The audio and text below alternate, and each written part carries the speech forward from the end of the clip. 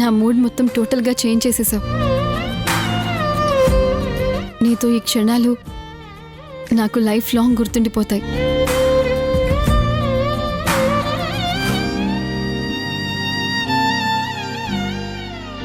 యశోద వెళ్దామా?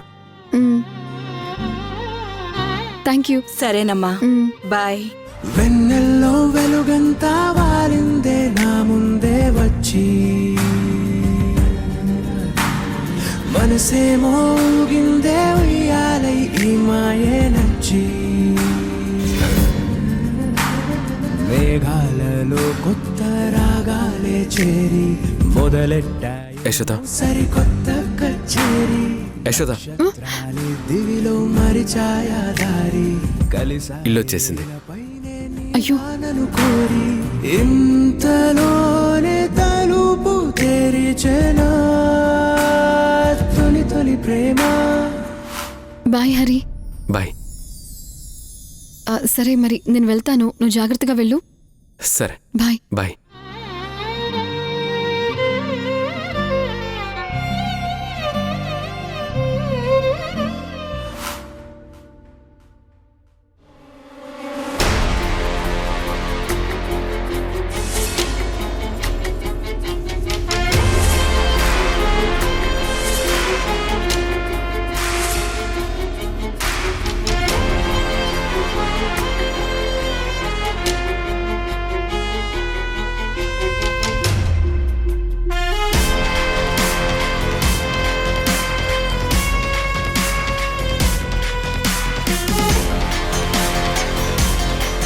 రామ్మా రా, నీ గురించే ఎదురు చూస్తున్నాం.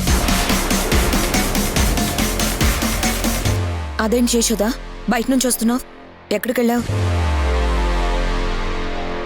నన్ను అడగండి, నేను చెప్తానుగా.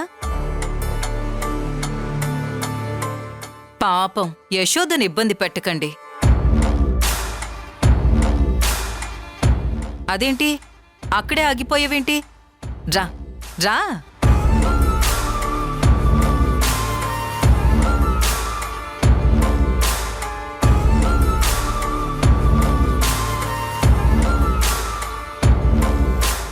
మీ ఇంట్లో ఉండాల్సిన అమ్మాయి బయటకు వెళ్ళిందన్న విషయం కూడా మీకు తెలీదన్నమాట.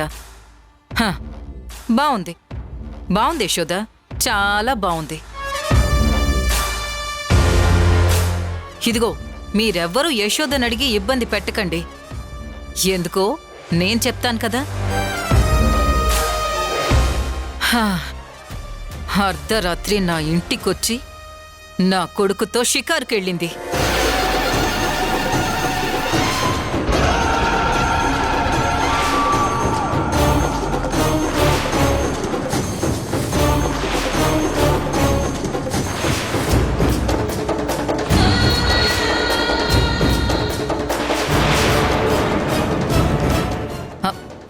మీరెవరూ యశోదని తప్పుగా అనుకోకండి. పాపం తప్పు యశోదది కాదు, వయస్సుది.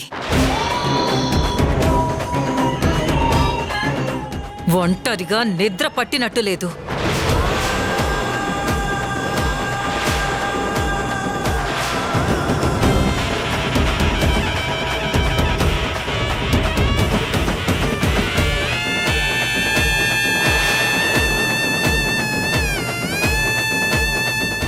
దాక్షాయణి గారు,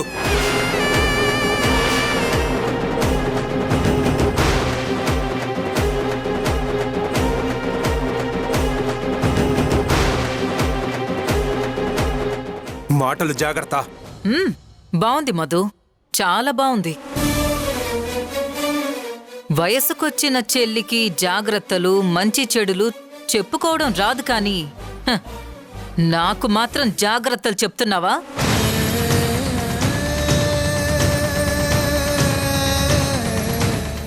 నేను మాటలే హద్దులు దాటానేమో, నీ చెల్లెలు హద్దులు దాటడానికి గుమ్మం దాటింది.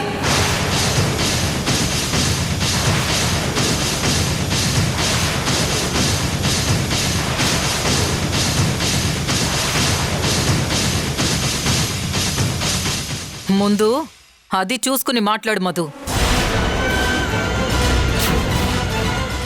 ఏ అబ్బాయి అయినా వచ్చి అర్ధరాత్రి బయట తిరుగుదాము అనంటే సాంప్రదాయబద్ధంగా పుట్టి పెరిగిన ఏ ఆడపిల్లైనా నేను రాను అనంటుంది. పిలిచిన వాణ్ణి తిడుతుంది. కానీ ఇక్కడ అంతా రివర్స్.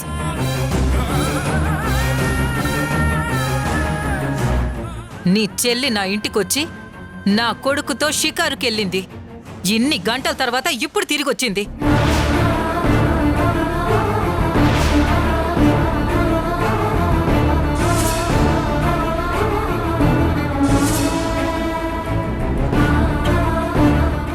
ఇది మీ పెంపకంలో పొరపాట, లేకపోతే నీ చెల్లి బరితెగింపా?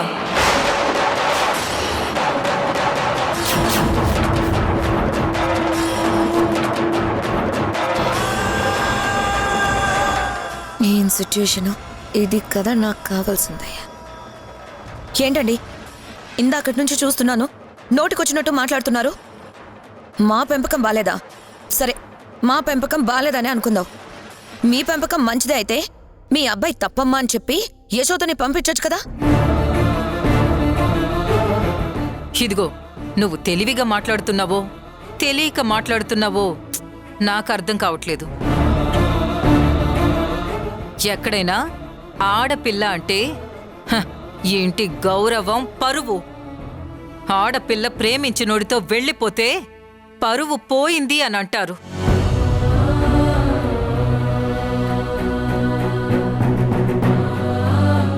అదే అబ్బాయి ప్రేమించిన అమ్మాయితో పెళ్లి చేసుకుంటే ప్రేమించి పెళ్లి చేసుకున్నాడు అని అంటారు.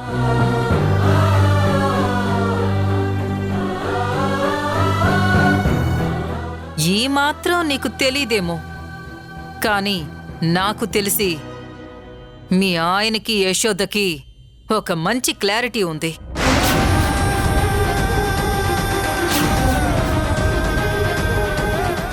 ఆ క్లారిటీతోనే ఇలా చేశారేమో అనిపిస్తోంది.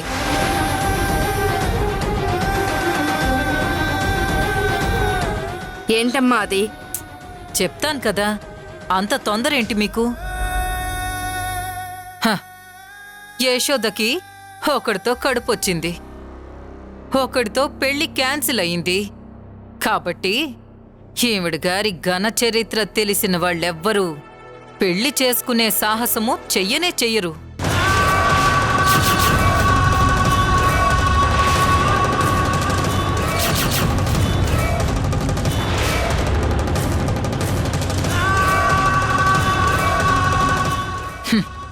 ఆ క్లారిటీ ఇద్దరికీ ఉన్నట్టుంది.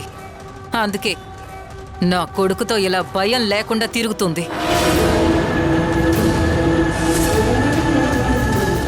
ఇంకాపుతారా?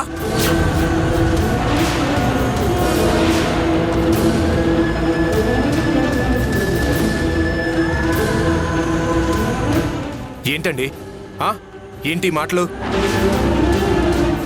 మీ ఇంటికి పెళ్లి గురించి మాట్లాడడానికి వస్తే ఇలాగే అవమానించారు. మీకు ఇష్టం లేదని మీరెన్ని మాటలన్నా మేం తల వంచుకుని వచ్చేసాం.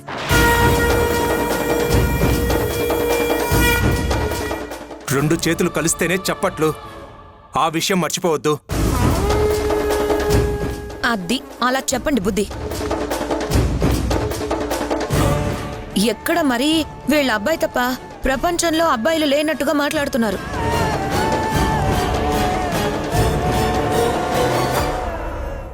ఇద్దరు ప్రేమించుకున్నారు, అది గుర్తుపెట్టుకోండి.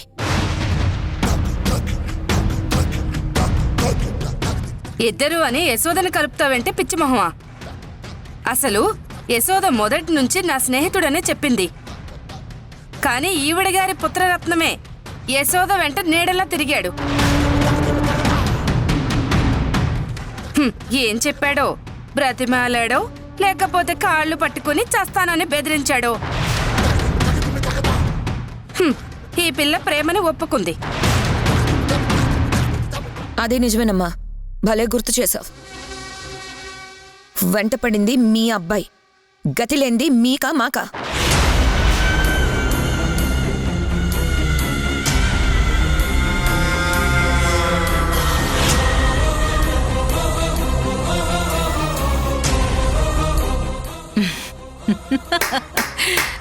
సూపర్.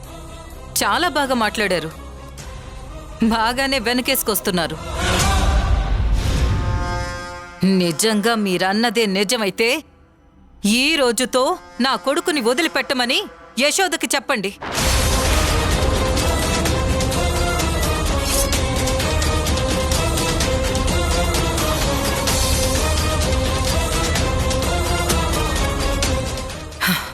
మేం ప్రశాంతంగా బతుకుతాం. ఈ జన్మలో మళ్ళీ నా కొడుకు జోలికొస్తే మాత్రం బాగోదు, చెప్తున్నాను.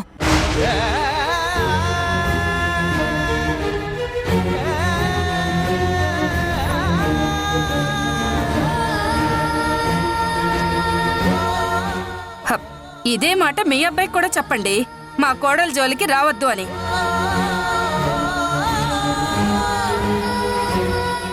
ఇతనెవరు? నా కొడుకు. అంటే ఈ యశోదకి వరసే అవుతాడు కదా. హ్మ్, మరి మీ కొడుక్కిచ్చి పెళ్లి చేసుకోవచ్చు కదా.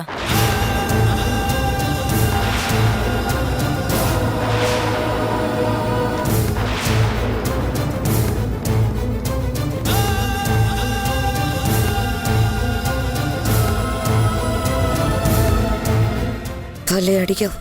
ఇలాంటి మాటల కోసమే నేను రెచ్చగొట్టాను.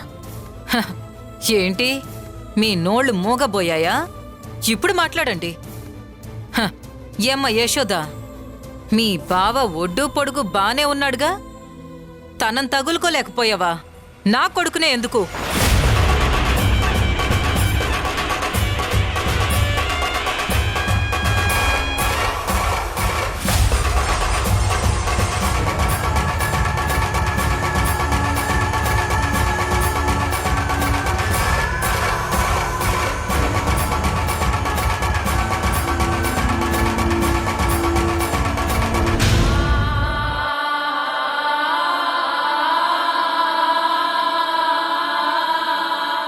మీరు చెప్పలేదని ఇన్ని రోజులు ఆగాం. మీరు బాగా గుర్తు చేశారు కదా, అలాగే చేస్తాం. ఇక మాకు అర్ధరాత్రి మధ్యలో దరువు చాలు, దయచేయండి. వెళ్తాను. ఇలాంటివి మళ్ళీ మళ్ళీ రిపీట్ అవ్వొద్దు. జాగ్రత్త. రండి.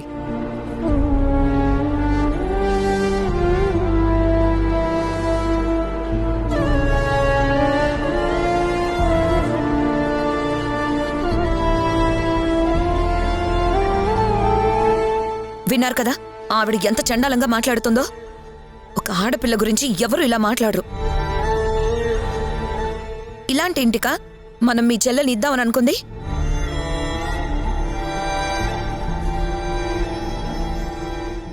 అయినా ఈ రోజు ఈ విషయంలో మాత్రం మన యశోదది కూడా తప్పుందండి.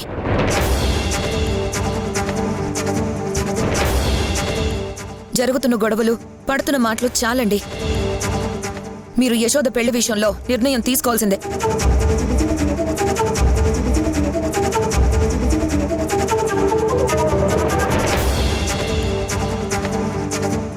మన ఇంటి బంగారం మన ఇంట్లోనే ఉంటుంది.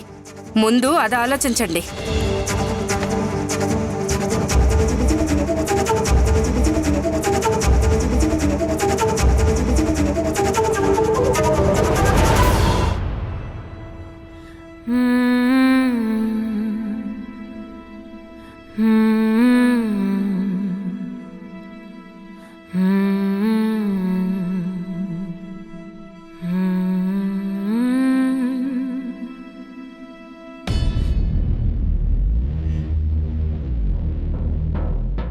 ఏమో అనుకున్నాను కానీ ఆ యశోద పెద్ద ముద్రే అన్నయ్య.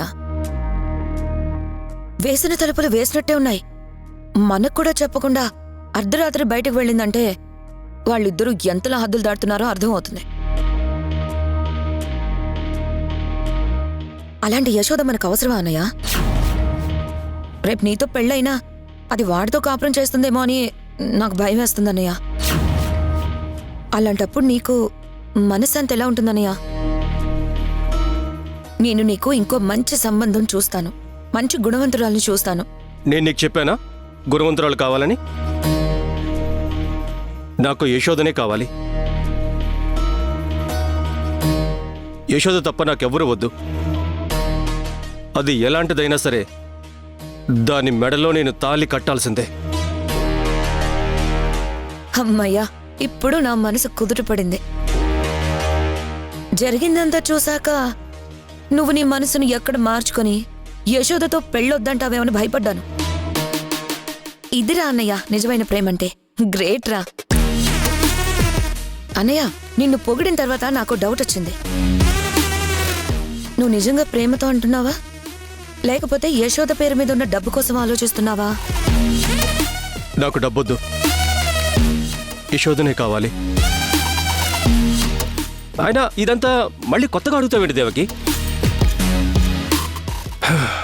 నీకు మళ్ళీ మళ్ళీ చెప్తున్నా, నాకు ఆస్తి కాదు ముఖ్యం, యశోద. అయినా ఆస్తి నీ దగ్గరుంటే ఒకటి, నా దగ్గరుంటే ఒకటా? ఈ మాట చాలన్నయ్యా. ఏమో దేవకి, నువ్వు ఆ యశోదతో పెళ్ళొద్దనగానే నా గుండె ఆగిపోయిందనుకో.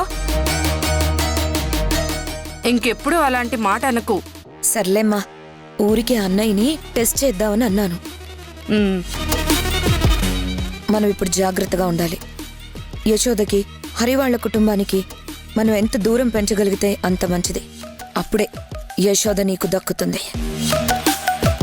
మనం యశోద గురించి మంచిగా ఆలోచిస్తున్నట్టుగా ఉండాలి, కానీ మా ఆయన మనసులో అవి విషయాన్ని నింపాలి. హరి కుటుంబం పేరెత్తితేనే మధు రగిలిపోవాలి. అర్థమైందా? అర్థమైంది దేవకి. అర్థమైంది.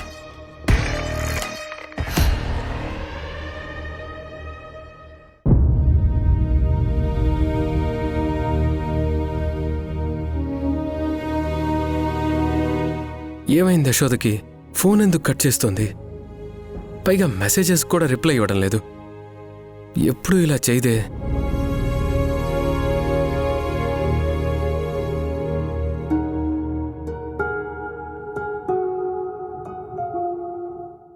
ఏమైంది యశోద? ఎందుకు రెస్పాండ్ అవ్వట్లేదు? హరికి రాత్రి జరిగింది తెలియదనుకుంటా, అందుకే ఇంకా సైలెంట్గా ఉన్నాడు.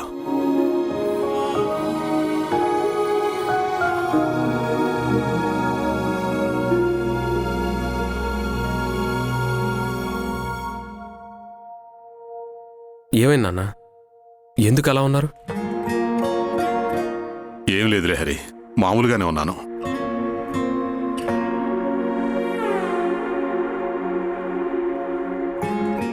అమ్మ ఎక్కడ నాన్న? అమ్మా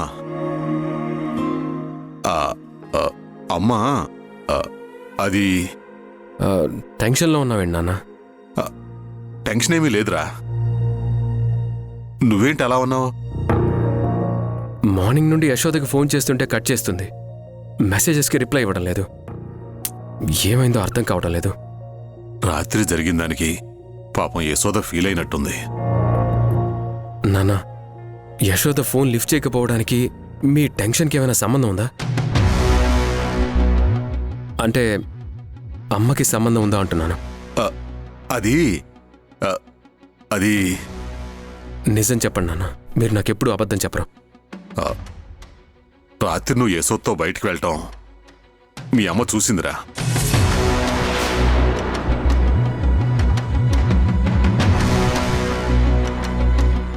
ఆ తర్వాత ఏం జరిగిందంటే, అర్ధరాత్రి నా ఇంటికొచ్చి నా కొడుకుతో షికారుకెళ్ళింది. ఒంటరిగా నిద్ర పట్టినట్టు లేదు. నీ చెల్లెలు హద్దులు దాటడానికి గుమ్మం దాటింది.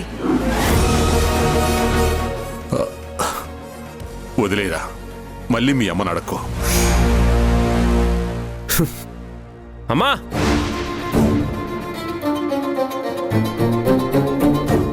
అమ్మా! ఏంటమ్మా నువ్వు చేసింది? పదే పదే ఎందుకు నీ మాటలతో యశోదను చంపుతున్నావు?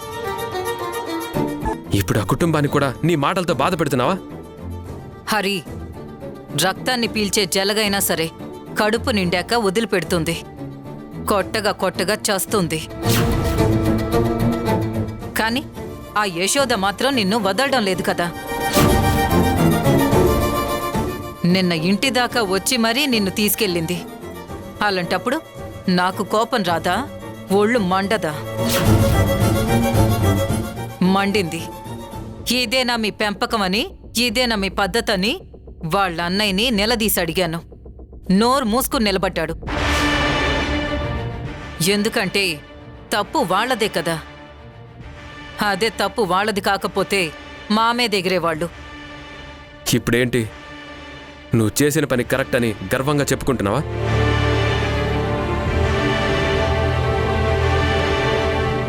ప్రతి దాంట్లో యశోద అయితే తప్పు అంటున్నావు. యశోద వచ్చిందని మాత్రమే నీకు తెలుసు, కానీ తనని రమ్మంది నేనే అన్న విషయం నీకు తెలియదు కదా. ఇదే నీకు మొదటి నుంచి చెప్తుంది. చూసినవి విన్నవి నిజాలు కాదమ్మా. వాటి వెనక మనకి తెలియని నిజాలు ఎన్నో ఉంటాయి. రెండు చేతులు కలిస్తేనే చప్పట్లు. ఇప్పుడు నీకు యశోద మంచిదనం అర్థమై ఉండాలమ్మా. నీ కొడుకు రమ్మంటేనే వచ్చానంటే నువ్వు తలదించుకొని రావడమే నీ వంతై ఉండేది. నాన్న, నువ్వైనా అమ్మను ఆపలేదా?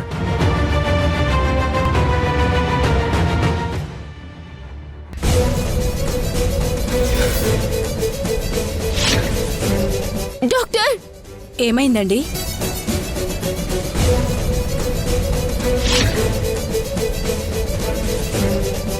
హలో నీరజ. అక్క నీరజ, ఏమైంది? పాపకి ఏమైంది నీరజ? ఉన్నట్టుండి